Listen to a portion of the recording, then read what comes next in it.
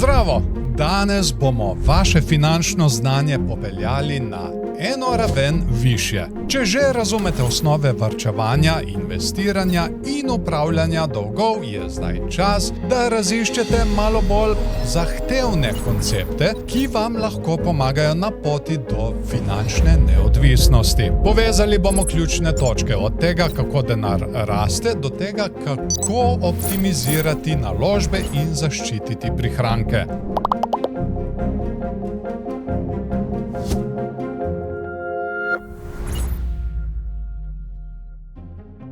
Najprej si poglejmo osnovne izraze, ki jih morate poznati. Obrestna mera.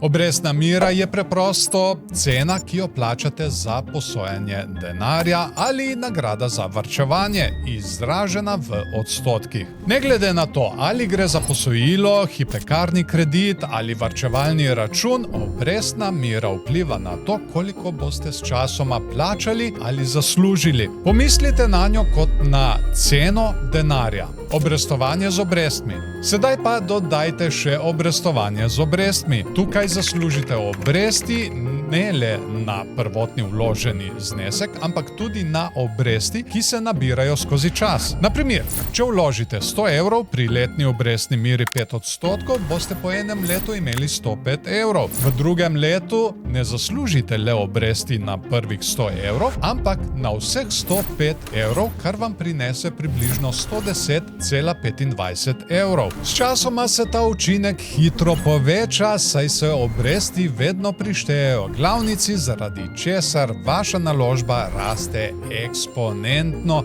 ne pa linearno. Zato je pomembno začeti čim prej. Že majhen znesek lahko dolgoročno naredi veliko razliko. Pravilo 72. Da si predstavljate moč obrestovanja, uporabite pravilo 72. Preprosto delite 72 z letno stopnjo donosa, da dobite približno število let potrebnih, da se vaš denar podvoji. Na primer, pri 6% donosu se vaš denar podvoji v približno 12 letih. To je hiter in enostaven način, da začutite čarobnost obrestovanja. S temi temelji postavljenimi si poglejmo, kako načrtovati dolgoročno finančno varnost. Pravilo 4%. Pravilo 4% je preprost vodnik za načrtovanje upokojitve, ki vam pomaga ugotoviti, koliko denarja morate prihraniti za varno upokojitev, ki traja približno 30 let. Deluje tako, da predlaga,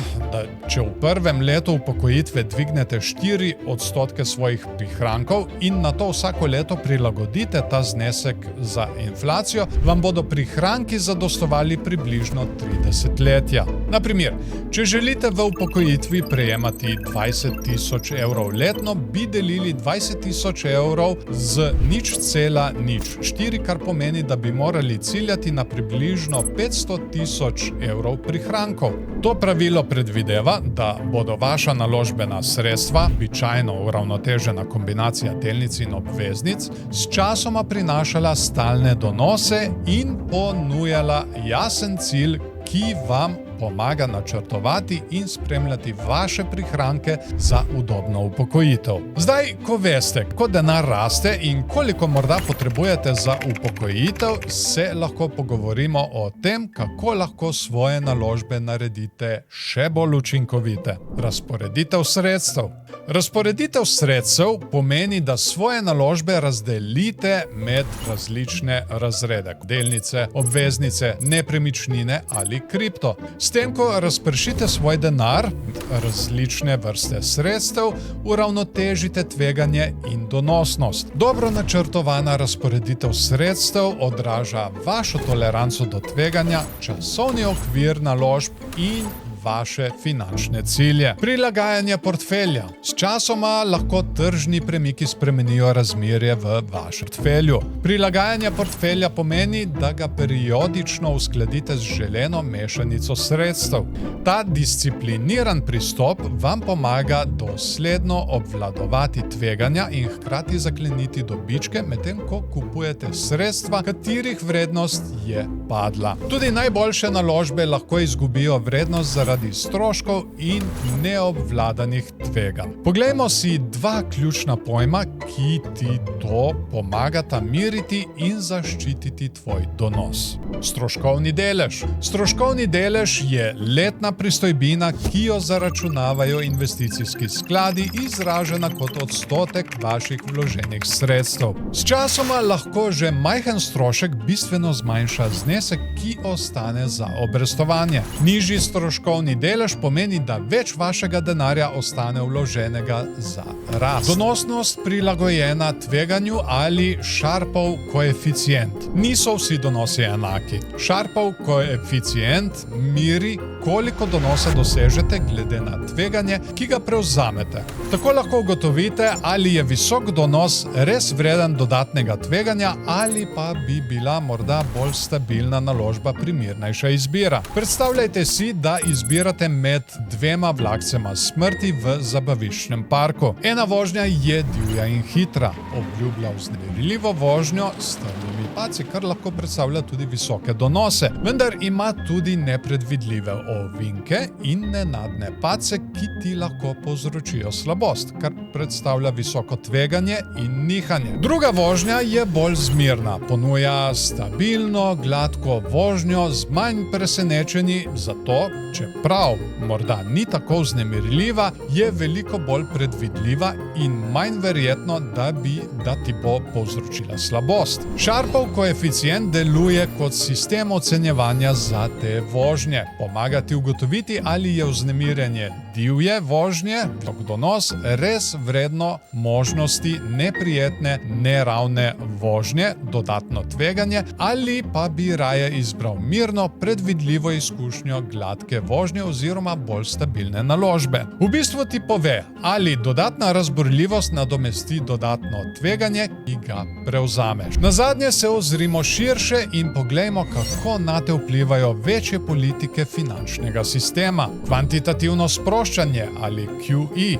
Kvantitativno sproščanje je orodje monetarne politike, ki ga centralne banke uporabijo, ko znižanje obrestnih mer ni več učinkovito. Namesto neposrednega financiranja državne porabe, centralna banka kupuje dolgoročne vrednostne papirje, običajno državne obveznice, na trgu. S tem se zvišujejo cene obveznic in znižujejo donosi, kar pomeni poceni posojanje za podjetja in potrošnike. To v bistvu zamenja obveznice z rezervami centralne banke, kar investitorje spodbuja, da svoje portfelje preusmerijo v druga sredstva, s čimer se dolgoročne obrestne mere dodatno znižajo in podpre gospodarska aktivnost. To predvsem znižuje dolgoročne obrestne mere v okolju nizke inflacije, medtem ko lahko tudi pomaga ohranjati nizke stroške financiranja za države v težavah. Predstavljajte si sosesko, kjer si ljudje vedno izposojajo denar med seboj s pomočjo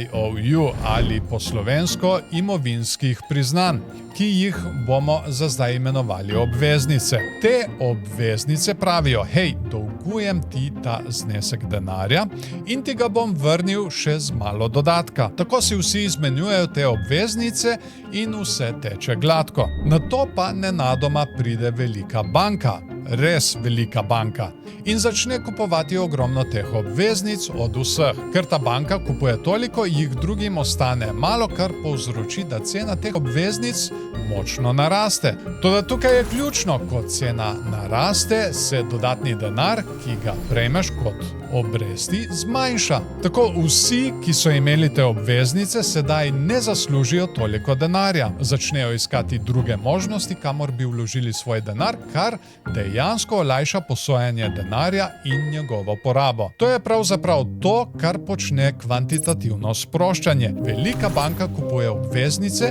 s čimer dviguje njihovo ceno in zmanjša obrestno mero, kar spodbuja vlagatelje, da svoj denar vložijo v druge naložbe in s tem pripomore k oživitvi gospodarstva. Sistem garancije depozitov. Sistem garancije depozitov ščiti vaše bančne depozite. V Evropski uniji so depoziti običajno zavarovani do 100.000 evrov. To pomeni, da boste v primeru bankrota banke prejeli zavarovani znesek, kar krepi zaupanje v bančni sistem in vam nudi finančno varnost. Samo preveriti morate, ali je vaša banka podprta s tem sistemom. Če ni, je mogoče bolj pametno, da jo zamenjate. S temi 10 ključnimi koncepti ste bolje opremljeni, da svojo pot do finančne neodvisnosti popeljete na naslednjo raven. Vsak od teh pojmov gradi na prejšnjem in vam pomaga ne le ustvarjati premoženje, temveč ga tudi učinkovito upravljati in varovati. Vso srečo na vaši poti do finančne neodvisnosti.